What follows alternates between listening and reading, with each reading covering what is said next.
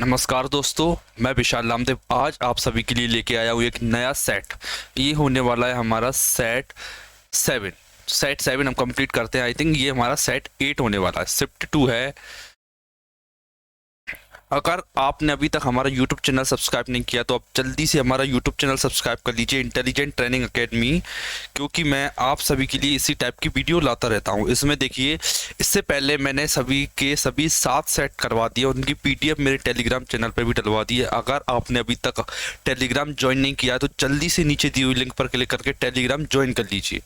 वहाँ आपको इसी टाइप की पीडीएफ लगातार मिलती रहती है, ठीक। और इसके अलावा अगर आपने अभी तक हमारी प्रीवियस वीडियो नहीं देखी है जिसमें मैंने आपके लिए बहुत शानदार चीज़ें जैसे कंप्लीट कंपाउंड इंटरेस्ट, एवरेज हुआ, टाइम एंड वर्क, ये सभी चीज़ें, मतलब ये सभी वीडियोस कंप्लीट मैंने अपने यूट्यूब चैनल पर करवा रखी हैं। अगर आपने अभी तक नहीं देखी है तो जल्दी से हमारे यूट्यूब चैनल में अंदर जाइए और सभी की सभी वीडियोज़ को देखिए। बहुत शानदार मेथड से करवा रखी है मैंने सारी वीडियो। और इसके अलावा देखिए, आप यहाँ तैयारी तो कर ही रहे हैं, मतलब कि वीडियो सॉल्यूशन में आपको दे रहा हूँ पर्टिकुलर सेट का कि एसएससी सीजीएल 2021 के क्वेश्चन में आपको सॉल्व करवा रहा हूँ। तो उसमें सेट 7 मैंने अभी तक करवा दिया और सेट आज 8वां सेट शिफ्ट 3 होने वाला है आज अपना, सॉरी शिफ्ट 2 ये अपना होने वाला है, ठीक है। इसमें क्या है, टेस्ट सीरीज है आपके लिए, बिल्कुल फ्री टेस्ट सीरीज है। इसमें जाके आपको जस्ट प्रैक्टिस करना है, क्वेश्चन की आपको प्रैक्टिस करना है। एक टाइम ड्यूरेशन डिसाइडेड है, उसमें टाइम ड्यूरेशन में आपको मैथ्स की प्रैक्टिस करना है, आपको चेक करना है कि आपका स्कोर कितना आ रहा है हर बार, ठीक है। और ये अपना ऐप है IT government job preparation app, ये अपना ऐप है, ठीक है। और इसके अलावा अगर आप मेरी मेथड्स पसंद आती हैं और आप कंप्लीट बैच मेरे से पढ़ना चाहते हो तो मेरे ऐप पर आप जाओगे और आपको 199 रुपीज़ में कंप्लीट पैकेज मिल जाएगा। और इसमें आपको यूज़ करना कोड VS100, आपको ये कोड यूज़ करना है, आपको 100 रुपीज़ का डिस्काउंट मिल जाएगा। आप शानदार तरीके से इस बैच को ले सकते हो और कंप्लीट पढ़ सकते हो। तो बढ़ते हैं हमारी वीडियो की तरफ। देखिए, ज़्यादा टाइम ना गवाते हुए हमारे क्वेश्चन की तरफ बढ़ते हैं और अटेम्प्ट करते हैं क्वेश्चन। देखिए कि ये क्वेश्चन इससे डिविजिबल है, 88 से डिवाइडेड है, तो ए बी का मान ज्ञात कीजिए, ए और बी, ए इंटू बी का मान मुझे ज्ञात करना। तो देखिए, सबसे पहले इसके लिए क्या करना है, 88 से डिविजिबल है, 88 मतलब कि 8 इंटू 11 से डिविजिबल है। अब इसके लिए क्या करना होगा, 8 की डिविजिबिलिटी और 11 की डिविजिबिलिटी चेक करना। देखिए 8 के लिए हम 3 डिजिट चेक करते हैं, अगर ये वाला डिजिट इवन है, ये वाला इवन है तो ये बी, ये लास्ट के 2 डिजिट ऐसा होना चाहिए जो 8 से कट जाए। तो बी की वैल्यू क्या हो सकती है, 64। तो बी की वैल्यू क्या हो जाएगी, 4 हो जाएगी। मेरे पास बी आ जाता है 4, ठीक है, V4 आ जाता है। और 11 की डिविजिबिलिटी आप जानते हो कि अगर अल्टरनेट पेयर का डिफरेंस देखा जाए तो हमारे पास आ जाता है, ठीक, अल्टरनेट पेयर का डिफरेंस। देखिए ये कितना आ गया, 4 और 4 8 और 5 13 और 8 21, ये मेरे पास 21 आ गया, कॉमा। दूसरा पेयर देखिए, 6 और एक 7 और एक 7 प्लस ए, ठीक, कितना है 7 प्लस ए, ये कॉमा है, ठीक है। इन दोनों का डिफरेंस लेना है मुझे, इन दोनों का डिफरेंस लेना है, ठीक है। कितना आएगा डिफरेंस, 21 में 7 गए तो 14 माइनस का ए।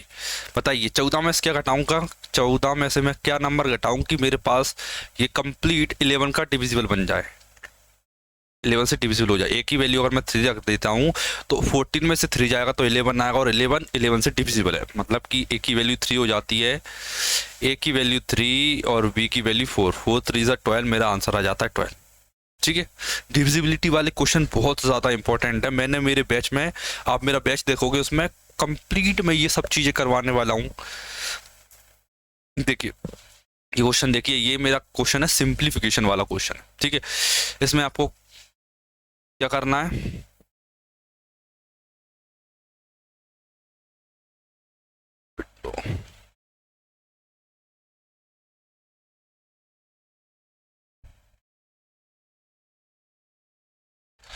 थोड़ा क्वेश्चन का साइज बड़ा करना है मुझे, ठीक है। देखिए इसका स्क्वायर 4.95 का स्क्वायर प्लस 4.95, ये देखिए इनमें 4.95 कॉमन आ जाएगा यहाँ से, और इसमें क्या दे रखा है वो 12.55 ये दे रखा है ये, ठीक है। देखिए ए स्क्वायर माइनस बी स्क्वायर, आप जानते हो कि a square minus B square क्या होता है, ए माइनस बी और ए प्लस बी होता है। तो पहले मैं ऊपर वाले को सॉल्व करता हूँ। देखिए ऊपर वाले में क्या आएगा 4.83, तो ऐसा कैसा आएगा 48.3 है, 48.3 ऐसा कैसा आएगा। मैंने मल्टीप्लाई किया मल्टीप्लाई किया तो क्या आया 48.3 हो गया मेरा। और देखिए 4.95 कॉमन आ गया मेरा, 4.95 कॉमन आ जाता है इनटू, यहाँ क्या बचेगा 4.95 बचेगा और ये बचेगा यहाँ से। देखिए 4.95 अगर कॉमन आ जाता है तो ये हट जाएंगे, केवल ये बचेगा और ये। अब इन दोनों को मैं प्लस कर लेता हूँ, ठीक है। 25 और 95 कितना होता है 120, 120 होता है। तो 0.20 लिखता हूँ, 5 में 10 9 2 11 एक हासिल, तो हासिल की 1 3 और 1 4, 3 और 1 4 14 और 4 18.20 हो जाता है मेरा टोटल सम। किसका 4.95 प्लस 13.25 किया तो मेरा ये सम हो जाता है। अब नीचे वाला देखते हैं। ये देखिए नीचे वाला क्या है, ये देखिए 19.8 तो कॉमन है, 19.8 ये मेरा कॉमन है। A square minus B square में क्या होगा ए माइनस बी और ए प्लस बी, ए माइनस बी करता हूँ मैं। देखिए 5 में से 5 गया तो 0 आएगा, 15 में से 6 गया 9 बचा, 11 में 5 गए तो 6.90 आएगा, ठीक। ए माइनस बी कर लिया मैं, 15 में से 6 गया तो 9 बचा, 11 में 5 गए 6, ठीक है। अब ए प्लस बी कर लेता हूँ मैं। 5 और 5 0, 6 और 5 11, 2 हासिल की 1 आया, 12 5 17 1 18, ये आ गया मेरा क्वेश्चन, ठीक है। मैं जानता हूँ कि इससे ये कंप्लीटली डिविजिबल है। देखिए पॉइंट के बाद 2 डिजिट और पॉइंट के बाद 3 डिजिट, 1 डिजिट और 2 डिजिट, मतलब 3 डिजिट पॉइंट के बाद 2 डिजिट और पॉइंट के बाद 3 डिजिट, ये कंप्लीटली कैंसिल हो चुका है। अब मुझे जस्ट इसे सॉल्व करना है और आंसर मेरा लेके आना है मुझे, ठीक है। देखिए इसके लिए क्या क्या किया जाए, देखिए काटता हूँ मैं। सबसे पहले इसमें 5 से काट लेता हूँ इसे। 5 बन जा 5 5, 5 कम 5 और 5 3 15, 5 9 45, 1 मिनट रुकना, 5 का 5 एक आया तो 5 3 15, 4 5 40, 38 आएगा। ये 5 से आएगा तो 5 9 45, 5 9 45, ठीक है। अब 11 से काटता हूँ, 11 9 99, 11 9 दूनी 18 और 1 9 दूनी 18, सॉरी 11 से काटना है मुझे। ये 11 से 11 के हम 11 8 आया तो 11 8 88 हो गया। अब इस 9 से ये काट देंगे, 9 दूनी 18, 2 आ गया ये, ठीक है। 2 आ गया, 138 है, 138 किससे कट जाएगा ये 2 पहले से काट, 8 और 4 12, 3 से काट लेता हूँ वैसे पहले। 3 चौक 12 और 1 3 छंग 18 हो गया ये, 3 एकम 3, 3 छंग 18, 3 एकम 3, ठीक है। और ये 23 से कट जाएगा, 23 से कट जाएगा कितना 23 दूनी 40, 23 7 161, 7 आ गया ऊपर और नीचे 2 गुणा 2 4 आ गया। तो आंसर मेरा आया 7/4, मतलब कि 1.75, ठीक है। 1 सही 3/4 मतलब कि 1.75 मेरा आंसर आ जाता है इस वाले क्वेश्चन का, ठीक है। बढ़ते हैं नेक्स्ट क्वेश्चन की तरफ। 3rd नंबर का क्वेश्चन देखते हैं अपना।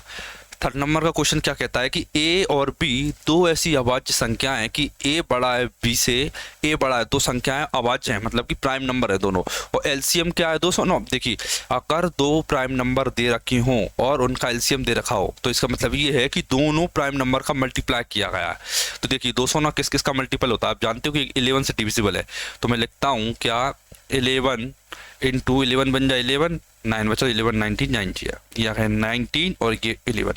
एक कंडीशन दे रखी है कि ए इज ग्रेटर, मतलब ये ए है और ए बी है। तो दूसरी कंडीशन क्या रखी है ये फाइंड करना, बी स्क्वायर माइनस 121 माइनस का 90, बी स्क्वायर माइनस ए, तो 102 मेरा आंसर आ जाता है, ठीक है। सिंपल क्वेश्चन था ये भी। नेक्स्ट बढ़ते हैं, अगला क्वेश्चन देखते हैं 4th नंबर का क्वेश्चन।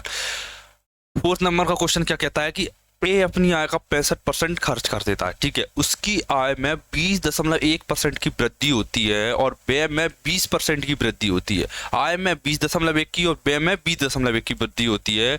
उसकी बचत में कितने % की वृद्धि होगी ये मुझे बताना है, ठीक है। क्या करना है इसके लिए, सबसे पहले तो मैं लिखता हूं क्या कि मैं एक चीज जानता हूं कि इनकम बराबर एक्सपेंडिचर प्लस का सेविंग होता है, ठीक है। ये मुझे पता चल गया। इनकम माना मैंने कि 100% थी, उसमें से एक्सपेंस 65 करता है वो, और सेविंग 35 करता है। ठीक है, ये आ गया एक्सपेंडिचर और सेविंग, ये लिखा है पहली कंडीशन। देखिए आय में 20.1% की वृद्धि, ये आय में 20.1% की वृद्धि करोगे आप, 20.1, इसका 20.1% कितना होगा, कितना होगा बताइए, 20.1 ही होगा, क्योंकि 100 बेस है, 100 बेस पे जो परसेंटेज निकालते हैं वही आंसर आता है, 120.1 हो जाता है, कितना, 120.1 हो जाता है। एक्सपेंडिचर, अब बताइए एक्सपेंडिचर पे क्या हुआ, एक्सपेंडिचर कितना दे रखा है, व्यय में भी 20% की वृद्धि हुई, इसका 20% मतलब कि 1/5, क्योंकि 20% की फ्रैक्शन वैल्यू होती है 1/5, 5 से काटूंगा तो मैं 13 आएगा, और 13 की वृद्धि 5 और 3 8, 7 और 1 8। देखिए अगर इनकम इतनी है, एक्सपेंडिचर इतना है, तो सेविंग कितनी आएगी, माइनस कर दो, 80 40, कितना आएगा, 40 तो 42, 42.1, 42.1, ठीक है, मतलब कि 35 थी, इसने क्या पूछा कि बचत में वृद्धि या कमी बताना है, ये सेविंग आ गई मेरी 35 से 42.1। अगर मैं ऐसा ले लूँ कि 35 से 42 हो जाती है कोई चीज़, कितनी हो जाती है 35 से 42, मतलब कि 5 7 5 35 और 7 6 42 हो जाती है, 5 से 6 1/5 मतलब कि 20%, और ये मेरा आंसर हो जाता है। ये थोड़ी सी वैल्यू से मैंने नेगलेक्ट कर दी तो मेरा आंसर आ गया, ठीक है, 20.3 मेरा आंसर आ जाता है, लगभग में मैंने आंसर निकाला। देखिए नेक्स्ट क्वेश्चन देखिए आप, एक आदमी ने 1 रुपए में 3 टॉफियां खरीदी, 50% का लाभ प्राप्त करने के लिए उसे 1 रुपए में कितनी टॉफियां बेचना चाहिए। देखिए 2 तरीके होते हैं इसे करने के लिए, पहला होता है बेसिक तरीका जो मैं, अगर आप मेरे बैच में पढ़ते हो तो मैं आपको बता दूंगा, और नॉर्मली यूट्यूब पे भी वीडियो डाल दूंगा अगर आप चाहोगे तो। और इसके अलावा एक होता है डायरेक्ट मेथड इसे करने की। डायरेक्ट मेथड क्या होती है देखिए वो बताता हूँ कि रेशो क्या बनता है। पहले आपको प्रॉफिट का रेशो देखना, प्रॉफिट का रेशो क्या बनता है मेरा, 50% की फ्रैक्शन वैल्यू क्या होती है 1/2, मतलब 2 से 3 हो जाती है, क्या हो जाती है 2 से 3 हो जाती है। तो जो टॉफी का रेशो है वो 3:2 हो जाएगा, ठीक है, मतलब टॉफी अगर 3 की वैल्यू कितनी रहेगी, 3 टॉफियाँ, कितनी टॉफियाँ बेचनी चाहिए, 2 की वैल्यू 2 आएगी, ये मेरा आंसर हो जाता है 2 टॉफियाँ, ठीक है, सिंपल क्वेश्चन था। नेक्स्ट बढ़ते हैं 6 नंबर का क्वेश्चन देखिए कि एक दुकानदार किसी वस्तु पर उसके क्रय मूल्य से 20% अधिक मूल्य अंकित करता है और 10% की छूट भी दे देता है, उसका प्रतिशत लाभ ज्ञात कीजिए। देखिए तरीका बताता हूँ क्या, अगर मैं सीपी पर मार्कअप करता हूँ प्लस मार्कअप परसेंटेज करता हूँ तो मैं मार्केट प्राइस पर पहुंच जाता हूँ, मतलब अंकित मूल्य पर। अगर मैं अंकित मूल्य पर डिस्काउंट दे देता हूँ तो मैं किस पर पहुंच जाता हूँ, सेलिंग प्राइस पर। इन दोनों का इफेक्टिव रेट होती है क्या, प्रॉफिट परसेंटेज। ये डायग्राम आपको समझना है, प्रॉफिट परसेंटेज मतलब इन दोनों का इफेक्टिव होता है प्रॉफिट परसेंटेज, तो प्रॉफिट परसेंटेज की इन दोनों का इफेक्टिव चाहिए, ठीक है। +20 माइनस का 10, 10 माइनस का 20 गुणा 10 बटे 10 बटे में 100, 1 0 2 0 कैंसिल, 10 में से 2 गया तो 8, ये मेरा आंसर आ जाता है। फॉर्मूला कौन सा लगा इसमें आपको पता होगा, जब भी 2 चीज़ों की मतलब 2 वैल्यू की अगर इफेक्टिव रेट पता करना हो तो फॉर्मूला क्या होता है, x + y + xy/100। ये फॉर्मूला मैं आशा करता हूँ कि आपको ज़रूर पता होगा, ठीक। 7 नंबर का क्वेश्चन देखते हैं। नेक्स्ट क्वेश्चन देखिए कि 4620 रुपये की राशि 2 बराबर वार्षिक किस्तों में वापस भुगतान की जानी है, यदि ब्याज दर वार्षिक रूप से चक्रवृद्धि ब्याज होने वाली 10% वार्षिक है। देखिए रेट क्या है, 10% रेट है, और सिंपल इंटरेस्ट वाइज नहीं, कंपाउंड इंटरेस्ट हो रही, कंपाउंड क्या हो रही है, एनुअली कंपाउंड रेट होती है, ठीक है। और 4620 रुपये की राशि को आपको किस में चुकाना, 2 वार्षिक किस्तों में चुकाना। तो देखिए आप क्या करेंगे इसके लिए, सबसे पहले तो आप जानते हो एक चीज़ की, अगर केवल 1 ईयर का रेशो चाहिए तो मेरे पास 10 से 11 आ जाएगा। फ्रैक्शन वैल्यू 10% की 10/11 होती है, मतलब 1/10 होती है तो 10 से 11। अगर मुझे 2 साल की फ्रैक्शन वैल्यू चाहिए, 2 साल की, तो क्या आएगी, इसका स्क्वायर कर दूंगा मैं, 100 से 121। ये क्या है, इंस्टॉलमेंट वाले क्वेश्चन है कंपाउंड इंटरेस्ट में, ये हो गया। देखिए लेकिन उसने एक चीज बोली कि वार्षिक बराबर वार्षिक किस्तों, और मेरी बराबर वार्षिक किस्तें नहीं है, इसीलिए मैं 11 का मल्टीप्लाई यहाँ कर दूंगा ताकि ये 121 हो जाए, और यहाँ भी 11 का मल्टीप्लाई करूंगा तो ये 110 हो जाएगा, ठीक है। ये 110 है, इसमें 11 का मल्टीप्लाई कर दिया। अब देखिए टोटल अमाउंट कितना आया 0, 1 और 2। मतलब अगर मैं 210 रुपये लगाता हूँ तो मुझे प्रत्येक किस्त 121 की देना पड़ेगी, प्रत्येक किस्त 121 की देना पड़ेगी। टोटल किस्त तो ये अलग है, टोटल अमाउंट ये हो जाएगी 121 प्लस 121 हो जाएगा टोटल अमाउंट। जबकि मेरे से ये पूछ रहा है कि प्रत्येक किस्त कितनी, मैंने देखा पहली किस्त 121 की, दूसरी भी 121 की। 210 रुपये की वैल्यू मेरे पास 4620 दे रखी है और वैल्यू पूछिए मेरे से 121 की। 0 से 0 कैंसिल किया, 21 दूनी 42 आया, 21 दूनी 42 आया। 22 का गुणा आप इसमें कर दोगे, यूनिट डिजिट 2 है, इन दोनों का यूनिट डिजिट 2 है। सॉल्व करना पड़ेगा, 22 कम 22, 2 हासिल किया है, 22 दूनी 44 और तो 46, 6 आया। तो केवल ये वाला आंसर है। 2 यूनिट डिजिट, मैं 2 डिजिट लास्ट 2 डिजिट चेक किए तो मेरे पास 2662 मेरा आंसर आ जाता है। ठीक है, देखते हैं अपना नेक्स्ट क्वेश्चन। नेक्स्ट क्वेश्चन देखिए, आप बैच भी ले सकते हो हमारा। ये देखिए 8 नंबर का क्वेश्चन है कि P Q start a shop with a capital of rupees 1,50,000 rupees and 4,50,000 rupees respectively. मतलब पी और क्यू ने एक दुकान स्टार्ट की इतना रुपए लगा कर। देखिए अब क्या होता है कि after year out of the profit of rupees 1,60,000, मतलब कि 1,60,000 का मुझे प्रॉफिट होता है, उसमें क्या होता है P gets his share of profit. ठीक है, मतलब पी को अपना शेयर मिलता है plus some money that is not a part of the profit, और कुछ पैसा मिलता है that is not a part of profit, मतलब जो कि प्रॉफिट मिला उसका कोई भी भाग नहीं है। एज ए सैलरी, कैसे मिला उसकी सैलरी की तरह। If P gets a total of 70,000 what is the salary of P receipt. Salary किसके, पी की सैलरी कितनी ये बताना। देखिए आप जानते हो कि जितना मैं इन्वेस्टमेंट करूंगा 1,50,000 रेशो 4,50,000, 50,000, 4 जीरो से 4 जीरो कैंसल, 15 एकम 15, 15 3 45, 1:3 आ गया। पी कितना करता है 1/4। पी का प्रॉफिट कितना है 1/4, 1 और टोटल 4 इंटू किया मैंने, प्रॉफिट कितना है 60,000, 1,60,000। 4 से काटेंगे, 4 चौक 16, 40,000। क्या आ गया 40,000 मेरा आ जाता है। ये क्या आ गया मेरा 40,000, 40,000 है मेरा एक का, सॉरी किसका, हाँ पी का प्रॉफिट। पी का प्रॉफिट कितना है 40,000, उसे टोटल कितने मिले 70,000। मतलब कि 40,000 उसका प्रॉफिट और 70,000 उसे टोटल मिले। इसका मतलब ये है कि 30,000 रुपये उसे सैलरी के रूप में मिले। अगर वो ये पूछ लेता कि मंथली सैलरी किया है तो 12 का भाग दे देते 30,000 में, तो मेरे पास मंथली सैलरी भी आ जाती। 9 नंबर का क्वेश्चन देखिए। 9 नंबर का क्वेश्चन कहता है कि 16 संख्याओं का औसत 48 है, इनमें से पहली 6 संख्याओं का औसत 45 है और अंतिम 7 संख्याओं का औसत 53 है। सातवीं और आठवीं संख्या नबी से 3 और 7 अधिक है। नबी और 7वीं संख्या का औसत ज्ञात कीजिए। आंसर करते हैं, सॉल्यूशन करते हैं। देखिए 2 मेरे पास दे रखी है, क्या दे रखा है, इनमें से पहली 6 संख्या है, ये रखा ना पहली 6 संख्या, 6 हो गई।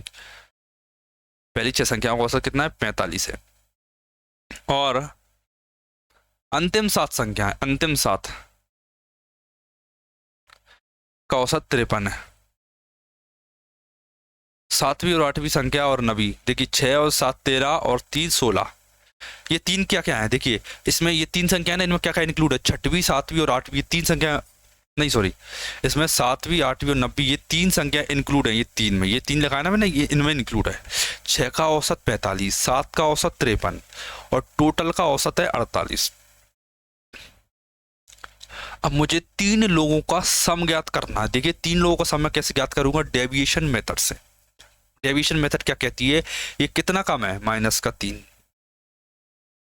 ये कितना ज्यादा है +5, -3 कितने में कम है -18, 3 18 -18, 5 7 35 +35। डेविएशन शून्य होना चाहिए। देखिए अगर यहाँ -18 है, यहाँ +35 है, तो अभी भी कितना बचे जाएगा, +17 बचेगा। कितना बचेगा, +17 बचेगा ना, इसमें से माइनस करोगे तो +17। अगर ये तीसरी संख्या में माइनस का मैं 17 कर दूं तो डेविएशन 0 हो जाएगा। आप जानते हो कि एवरेज जो भी वैल्यू दी देती है उनसे डेविएशन हमेशा 0 आता है। ये एवरेज का कॉन्सेप्ट है। ये देखिए अगर तीन लोगों का एवरेज इतना है, अर्थात तीन लोगों का एवरेज इतना ही है, दे रखा है तीन लोगों का एवरेज इतना है, तो इनका सम कितना आएगा? सम 48 गुणा 3 3 8 24 4 राशि की 2 3 चौक 12 2 14 144। और इसमें से मुझे माइनस करना है माइनस का 17। ये मैंने माइनस किया तो 14 में 7 गया तो 7 बचा, 3 में से गया 2 बचा और 1 बचा, 127। मतलब तीनों संख्याओं का सम 127 आ गया। अब मैं यहाँ आके रुक गया। अब अगली लाइन में गया मैं, क्या कि सातवीं संख्या, आठवीं संख्या और नवीं संख्या, नहीं सातवीं और आठवीं संख्या नवीं से क्रम से 3 और 7 अधिक हैं। अगर ये x है तो ये 3 अधिक है और ये 9 अधिक है। ठीक है, ये दे रखा क्या x प्लस 3 और x प्लस 9। देखिए इन तीनों का सम कितना आएगा? 127। देखिए अगर मैं 9 नहीं सॉरी 3 और 7 है, 7 है। ठीक है, अगर मैं 3 और 7 ये दोनों सम है, इसमें से घटा दूं 3 और 7 10 घटा दूं, कितना आएगा? 117 आ जाएगा। ठीक है, कितना आएगा? 117 किसकी वैल्यू आ गई? 3x की। 3x की वैल्यू 117 आ गई। तो x की वैल्यू कितनी आएगी? 3 3 9 3 27, 3 3 9 3 27 39। x की वैल्यू 39 आ गई। और क्या पूछा है? नवीं और सातवीं संख्याओं का औसत, इन दोनों का एवरेज। देखिए 39 तो एवरेज रहेगा ही, प्लस दोनों में 3 का डिफरेंस है। 3 के डिफरेंस को और 2 से भाग देते हो तो 1.5 आता है। कितना आता है? 1.5। एवरेज क्या होता है? दोनों के बीच के डिफरेंस को दोनों में डिवाइड कर देना। तो यह आ गया 30 और 10 40.5 आंसर। ठीक है, एवरेज का क्वेश्चन था, शानदार क्वेश्चन है ये भी। बढ़ते हैं नेक्स्ट क्वेश्चन की तरफ। देखिए नेक्स्ट क्वेश्चन क्या कहता है मेरा कि a tyre has 3 punctures, the first puncture alone would have made the tyre flat in 9 minutes. ठीक है,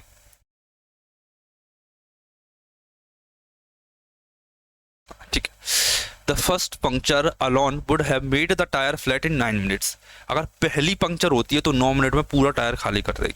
the second alone would have done it in 18 minutes. अगर दूसरी पंचर हुई होती तो वो 18 मिनट में पूरा टायर खाली कर देती। अगर तीसरी पंचर हुई होती तो वो 6 मिनट में पूरा खाली कर देती। If the air leaks out at a constant rate then how long does it take for all the punctures together to make it flat? ठीक है, मतलब कि पूरी हवा कब तक निकल जाएगी? देखिए क्या है इसमें, क्या हो रहा है? सबसे पहले देखिए तीन पंक्चर है। पहला पंक्चर 9 मिनट में निकाल देता है वह, दूसरा पंक्चर 18 मिनट में निकाल देता है और तीसरा पंक्चर 6 मिनट में। अगर मैं मान लूं कि 18 उसमें टोटल हवा भरी हुई थी, टाइम एंड वर्क का क्वेश्चन है ये। देखिए अगर उसमें हवा टोटल 18 भरी होती तो 9 दूनी 18, इसकी यूनिट होती 2 यूनिट निकालता है ये पर मिनट, और ये 18 का 18 और ये 6 18, ये इतनी यूनिट निकाला। देखिए 3 और 1 4 और 2 6 की स्पीड से निकलेगी और 18 हवा निकालना है, तो 6 दूनी 12 और 6 18, मतलब कि 3 मिनट में पूरी हवा निकल जाएगी मेरी।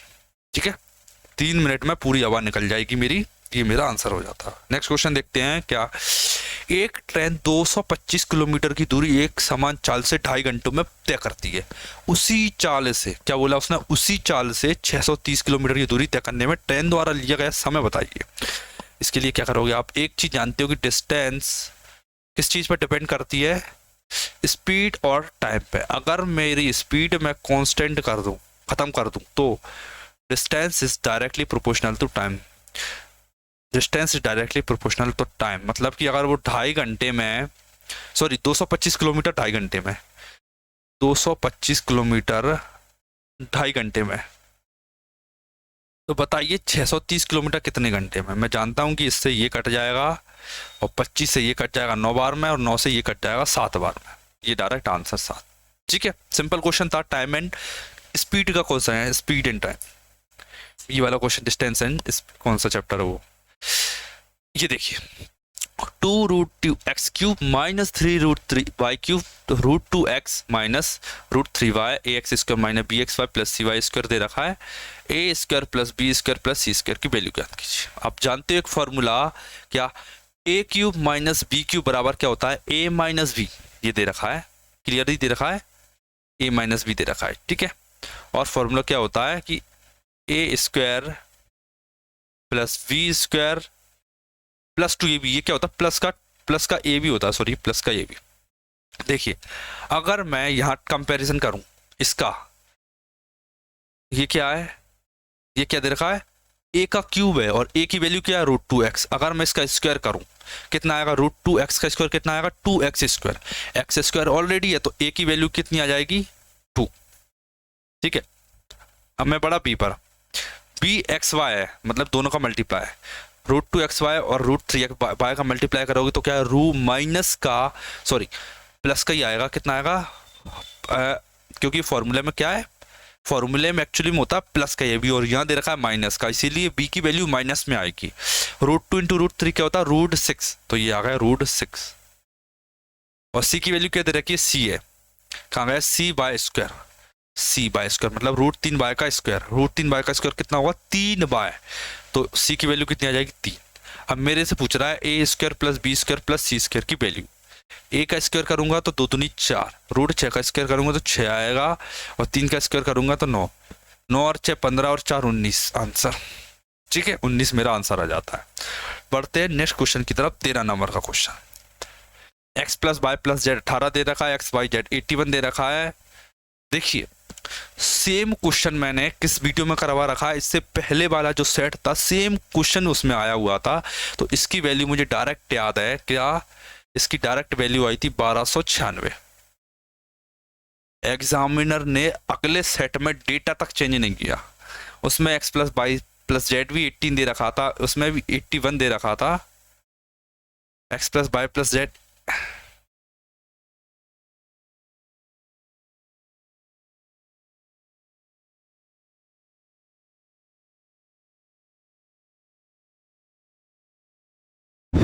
एग्जामिनर ने डेटा भी चेंज नहीं किया अपना, वही दे रखा है, तो एक्स इसकी वैल्यू क्या आई थी 1296। आप देखोगे प्रीवियस वीडियो देखोगे तो उसमें आपको सेम क्वेश्चन मिल जाएगा, और मैं आशा करता हूं कि आपने मेरी प्रीवियस ईयर की सभी वीडियोस देखी होंगी, अगर नहीं देखी है तो इसकी लिंक मैं अपनी डिस्क्रिप्शन में दे दूंगा। मेरी एसएससी सीजीएल PYQ के नाम से प्लेलिस्ट तैयार की है मैंने, उसमें आपको मिल जाएंगी। ठीक है 1296।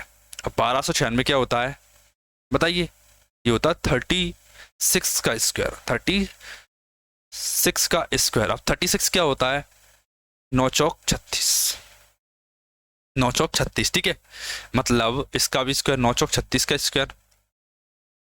ठीक है और ये क्या होता है 9, 3 का स्क्वायर इंटू 2 का स्क्वायर और इसकी पावर 2, मतलब 3 इंटू 2 6 का स्क्वायर और इसका भी स्क्वायर, तो ये क्या आ गया 6 की पावर 4, 6 की पावर 4, और ये 4 वाली वैल्यू इस 4 से कट जाएगी तो आंसर मेरा 6 आ जाएगा। 1296 आंसर है। आपको कोई दिक्कत आए तो कमेंट कर दीजिए, मैं आपको वीडियो भी दे दूंगा और इसका सॉल्यूशन भी करवा दूंगा, और कोई भी आपको डाउट लगता है तो। ठीक है 14 नंबर का क्वेश्चन देखते हैं कि एक वृत्त की जीमाएं AB और CD वृत्त के बाहर बिंदु P पर प्रतिचित करती है। कहाँ पे प्रतिचित करती हैं, किसी बिंदु P पर प्रतिचित करती हैं।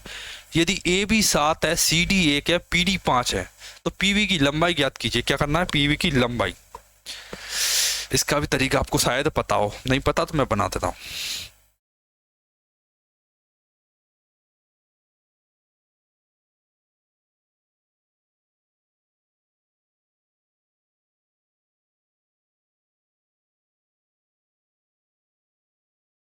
ये मान लीजिए ये व्रत है और 2 जीवा हैं AB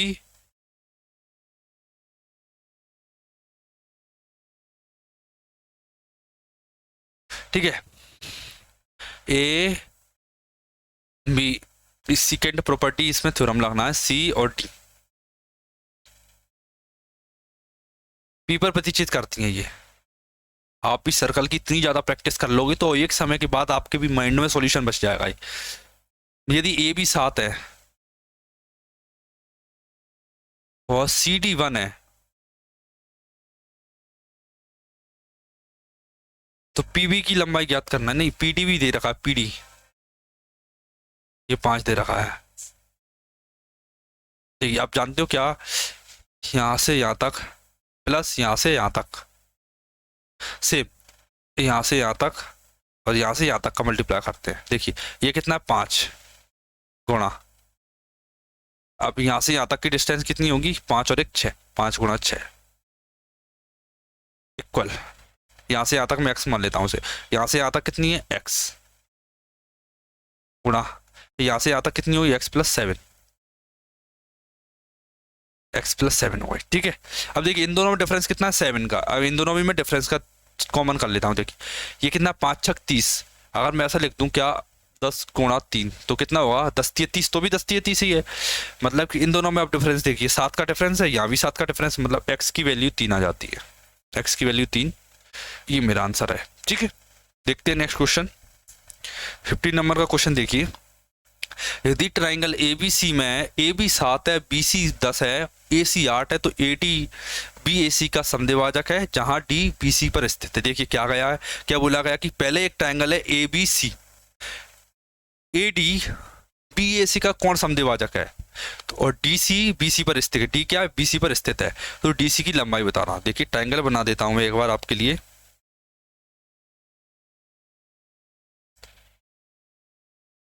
ये A, ये V और ये C, ये D, ये क्या कौन समद्विभाजक, कितना क्या दे रखा है, वैल्यू कितनी दे रखी है, AB 7 दे रखा है, BC 10 दे रखा है, BC 10 दे रखा है और AC 8 दे रखा है, AC कितना 8 दे रखा है। ठीक है, इंटीरियर ओ सॉरी क्या है, हाँ interior angle bisector theorem, interior angle bisector theorem क्या कहती है, अगर ये 7:8 में है तो ये भी 7:8 में ही होंगे, 7 और 8 15, 15 की वैल्यू मुझे दे रखी है 10, 15 की वैल्यू दे रखी है 10 सेंटीमीटर। अब मुझसे पूछा गया DC कितना है 8, 5 दूनी 10 और 5 तिये 15, 3 8 24 बटे, सॉरी 8 दूनी 16, 16 बटे 3, ये मेरा आंसर। ठीक है, आसान था।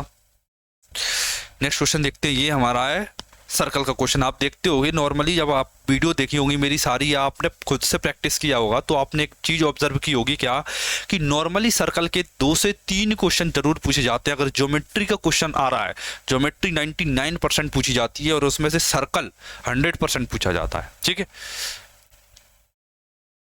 इसके अलावा आप टेस्ट जरूर लगाइए, मेरा टेस्ट सीरीज मैंने आपको दे रखी है, बिल्कुल फ्री है, उस नीचे जस्ट डिस्क्रिप्शन में लिंक दे रखी है मेरे ऐप की, आप डाउनलोड करके टेस्ट लगाइए, आपको टेस्ट में कुछ तो मिलेगा आपको देखने के लिए। अच्छा, और वीडियो सॉल्यूशन आप यहाँ से देख सकते हो कि जल्दी समय में कैसे टेस्ट लगाया जाता है।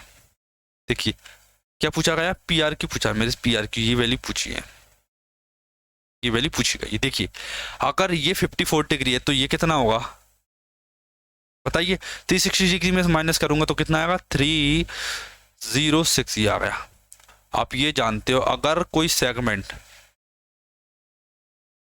मतलब ये वाला पार्ट, अगर कोई ये माइनर आर्क क्या है, ये मेजर आर्क है, अगर कोई आर्क अगर सेंटर पे है, नहीं सॉरी यहाँ अगर थीटा बना रही है तो यहाँ 2 थीटा बनाती है, मतलब ये वाली वैल्यू आधी होती है, ये वाली वैल्यू आधी होती है इसकी, तो 306 का आप कितना हुआ था 153, 2 का भाग दीजिए, 2 का भाग दोगे तो कितना आएगा, 2 से 15, 2 3 6, 153 डिग्री मेरा आंसर आ जाता है। देखिए टेस्ट सीरीज आप लगा सकते हो ऐप पर, इसकी लिंक मैंने डिस्क्रिप्शन में दे रखी है तो आप डाउनलोड कर सकते हो। देखिए 17 नंबर का क्वेश्चन देखिए कि ABC में भुजा BC पर D एक ऐसा बिंदु है कि ADC BAC के इक्वल है, CA 15 है और CD 9 है, CB की लंबाई ज्ञात कीजिए। कैसे ज्ञात करोगे आप, क्या बोल रहा है, पहले तो आपको एक ट्रायंगल बनाना पड़ेगा ABC, मैं एक ट्रायंगल बना लेता हूँ सबसे पहले।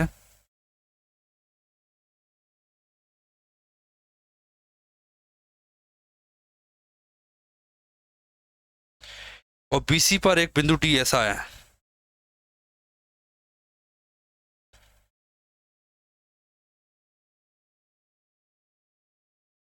ABCD है, ADC BAC इक्वल है, ADC BAC के इक्वल है, BAC इसके इक्वल है इसके। अब आप देखोगे क्या इस क्वेश्चन में लग जाएगी सिमिलरिटी, आपने प्रैक्टिस किए होंगे तो आपके माइंड में क्लिक कर गया होगा कि इसमें क्या होना है। CD 9 दे रखा है, BC की लंबाई पूछी है, CB यहाँ से यहाँ तक की लंबाई पूछी है, और CA 15 दे रखा है। क्या इसमें क्या करते हैं अपन, इसमें लगाते हैं सिमिलरिटी। देखिए ये वाला एंगल कॉमन है, सभी में कॉमन है, ये वाला एंगल कॉमन है, ठीक है। और ये वाला एंगल, ये डार्क वाला एंगल ये बचा, ये कंप्लीट सर्कल में, इसमें ये सब ट्रायंगल में, और ये आधा ट्रायंगल। देखिए मैं आपको ये बता देता हूँ सिमिलरिटी में किस में लगा रहा हूँ। देखिए ए सी डी, ए सी डी, ठीक है, ए सी डी ये लिखा मैंने। ये डार्क वाला सर्कल, फिर ये कॉमन वाला, फिर ये वाला, फिर देखिए इसमें लिखता हूँ डार्क वाला बी, कॉमन वाला सी, और इसमें क्या लिखा मैंने, ए सी डी लिखा मैंने, ए कॉमन वाला और ये स्पेशल वाला, फिर डार्क वाला बी लिखा, कॉमन वाला सी लिखा, और स्पेशल वाला ए लिखा, BC, ठीक है। इन दोनों ट्रायंगल में मैं सिमिलरिटी लगा रहा हूँ। तो आपको सिमिलरिटी लगाना है, कैसे लगाओगे आप सिमिलरिटी? देखिए ये वाला एंगल, देखिए इस वाले एंगल के सामने क्या है, 15 बटे में, इस वाले एंगल के सामने क्या है, BC। अब आप इस डार्क वाले में लगाइए, डार्क वाले में छोटे वाले के सामने क्या है, 9 बटे में, ये BC है, ठीक है। और इस वाले के सामने 9, और इसमें डार्क के सामने क्या है, 15, इसके सामने कितना है, 15, तो ये लिखा 15, 3 5 15, 3 3 9, 3 5 15, 5 25, 5 25, BC की वैल्यू कितनी आ जाएगी, 25, ठीक है। सिमिलरिटी लगा के आप इस क्वेश्चन को कर सकते हो आसानी से। नेक्स्ट क्वेश्चन की ओर बढ़ते हैं। नेक्स्ट क्वेश्चन क्या कहता है हमारा कि एक लकड़ी के बेलन के वक्र पृष्ठ को 50 रुपए पर मीटर की दर से पॉलिश करने की कुल लागत क्या होगी यदि इसका व्यास 70 सेंटीमीटर है और ऊंचाई इतनी है। देखिए ये क्या दे रखा है, व्यास, देखिए मैं यहां लिख देता हूं हाइट 6 मीटर, और रेडियस कितनी होगी, रेडियस बताइए कितनी होगी, 70 का हाफ 35 सेंटीमीटर। लेकिन यूनिट सेम करने के लिए मीटर में ले जाना पड़ेगा, तो 100 से भाग देंगे तो 0.35 मीटर, ये आ गया, सेंटीमीटर से मीटर में चेंज कर ली। वक्र पृष्ठ चाहिए मुझे। अगर देखिए एक पर स्क्वायर के लिए 50 रुपये लगते हैं, तो वक्र पृष्ठ का निकालना है और उसमें 50 का गुणा कर देंगे, आंसर आ जाएगा। वक्र पृष्ठ क्या होता है, 2 पाई आर एच का सरफेस एरिया किसका, बेलन का, 2 पाई आर एच। 2 लिखा मैंने, पाई की वैल्यू आपने लिखी 22/7 लिखी, पाई आर मैंने 0.35 लिखा, एच लिखा मैंने कितना, एच लिखा मैंने 6, और 50 का मल्टीप्लाई कर दीजिए। 50 का मल्टीप्लाई क्यों किया, क्योंकि जितना भी एरिया आएगा उसमें आप 50 का मल्टीप्लाई करना है। ये मैंने काटा तो अपॉन में 100 आएगा, 50 से काटोगे तो 2 आएगा, और 7 से काटोगे ये तो 5 आएगा, और ये 2 से ये वाला 2 कैंसिल हो गया। 5 छक्के 30 आया, और 30 गुणा 22 करोगे तो 660 आ जाएगा, ठीक है। 22 गुणा 30 कितना होता है, 22 3 66 और 0 660, ये भी मेरा आंसर आ जाता है आसानी से। देखिए next question, the expression cos की पावर 6 थीटा प्लस sin की power 6 theta minus 1 tan square theta plus cot square theta plus का 2 प्लस का 3 इज इक्वल टू किसके इक्वल है। पहला तरीका डायरेक्ट सॉल्व भी कीजिए, जो भी आपको फॉर्मूले आते हैं उन सभी फॉर्मूलों को इसमें अप्लाई कर दीजिए, आंसर आ जाएगा। दूसरा तरीका वैल्यू पुटिंग ढूंढिए, वैल्यू बेस्ट वैल्यू क्या है। देखिए पहले वैल्यू बेस्ट रहती 0 या 90, 0 90 के बीच में झूलते हैं हम सबसे पहले, फिर अदर वैल्यू के बीच में पढ़ते हैं, ठीक है। देखिए cos अगर मैं 0 रख दूं ठीक है 1 हो जाएगा, लेकिन अगर tan 0 रख दूं तो 0 है, लेकिन अगर cot 0 रख दूं तो इनफाइनाइट हो जाएगा, और इनफाइनाइट कभी भी मैं बना नहीं सकता, इसीलिए ना 90 रख सकता, और अगर 90 रखा तो tan 90 इनफाइनाइट हो जाएगा, तो ये 0 और 90 में नहीं रख सकता। देखिए अब मेरे पास 3 वैल्यू बचती हैं, या तो मैं 30 रखूँ, या मैं 60 रखूँ, या मैं 45 रखूँ। जब भी बात आती है tan और cot की तो 45 रख लिया करो, क्योंकि cot और tan 45 पर 0 बन दे जाते हैं, ठीक है। देखिए अगर देखिए मैं यहाँ बताता हूँ, आपको ये भी पता होगा कि कॉस 45 डिग्री और साइन 45 डिग्री सेम होता है। अगर मैं साइन 45 डिग्री की वैल्यू लिखूं कितनी आएगी 1/√2। अगर इसका स्क्वायर करूं तो 1/2। अगर मैं साइन की पावर 6 कर दूं, मतलब इसकी भी क्यूब कर दूं क्यूब, तो 645 डिग्री आ जाएगा। और इसका भी क्यूब कर देंगे तो 1/8 हो जाएगा। ठीक है, और आप ये भी जानते हो कि ये 45 और ये 45 पे सेम होती है, मतलब कि 1/8 प्लस 1/8 देखिए 1/8 प्लस 1/8 कितना होगा 1/4 और माइनस का 1 दे रखा है। ठीक है, ये कितना आएगा 1045 डिग्री 1 + 1 + 2 1/2 2/2 4 एंड में प्लस का 3 लिखा है। ये कितना आएगा -3/4 आएगा, इंटू में 4 आएगा, प्लस का 3 लिखा मैंने। 4 से 4 कैंसिल किया, -3 प्लस का 3 मिलके 0 बना लेते हैं। ये मेरा आंसर है। ठीक है, 2 तरीके बताए मैंने। पहला आप इसे बेसिक से सॉल्व करोगे, जो कि मैं आपको नहीं बताऊंगा, बहुत ज़्यादा लेंथी होगा, क्योंकि मैं आपको ये रियलाइज करवा रहा हूँ कि आपको एग्जाम में कैसा परफॉर्म करना है। 20 नंबर का क्वेश्चन देखिए कि 5 sin थीटा माइनस का 4 cos थीटा = 0 है। = 0 है, तो वैल्यू बताना है इसकी। इसके लिए आपको कुछ नहीं करना, ये इधर लेके आइए। 5 sin थीटा = 4 cos थीटा आएगा। sin थीटा की वैल्यू 4 और cos थीटा की वैल्यू 5। sin थीटा की जगह 4 रख दीजिए, 4 5 20। cos थीटा की जगह 5 रख दीजिए अपन में। 5 sin थीटा 5 4 जा 20 प्लस 3 cos थीटा 3 5 जा 50। 20 में से 5 किया तो 15 और 20 और 15 35। 5 5 3 15 5 7 35। ये मेरा आंसर आ जाता है। देखना, अगर आपने देखी होंगी मेरी प्रीवियस वीडियो तो आपने देखा होगा कि सेम क्वेश्चन वैल्यू ऑप्शन सब सेम है। प्रीवियस में ये रिपीट हो चुका है, मतलब अभी जस्ट मैंने सॉल्व किया ऐसे पिछली वीडियो में। नेक्स्ट क्वेश्चन देखिए आप कि समतल भूमि पर एक बिंदु P से मीनार के शिखर का उन्नयन कोण 30 डिग्री है। एक बिंदु P है, कोई एक मीनार है, वहां से उस तक का बिंदु का उन्नयन कोण 30 डिग्री है। यदि मीनार के पाद से P की दूरी 510 है तो मीनार की ऊंचाई का 50% ज्ञात कीजिए। ये बिंदु P है, ये मीनार बनी है और ये उसका उन्नयन कोण है। कितना उन्नयन कोण है 30 डिग्री। P से लेकर पाद की डिस्टेंस कितनी दे रखी है 510। आप जानते हो कि ये 30-60 ट्रायंगल है। अगर ये 1 होगा तो ये √3 होगा। √3 की वैल्यू ये दे रखी है। √3 की वैल्यू कितनी दे रखी है 510 और 1 की वैल्यू पूछी है। और ये भी पूछा है कि अगर 50% कर दो, 50% हाइट, ये आ गई हाइट और इसका 50% करना है, मतलब ये बटे 2। क्या करोगे आप सबसे पहले, 2 तरीके हैं। √3 से डायरेक्ट काटो, इसे 3 से काटोगे तो कितना आएगा 3 × 3 3 7 21 0 170 √3 आ जाएगा। √3 से काटोगे तो ठीक है।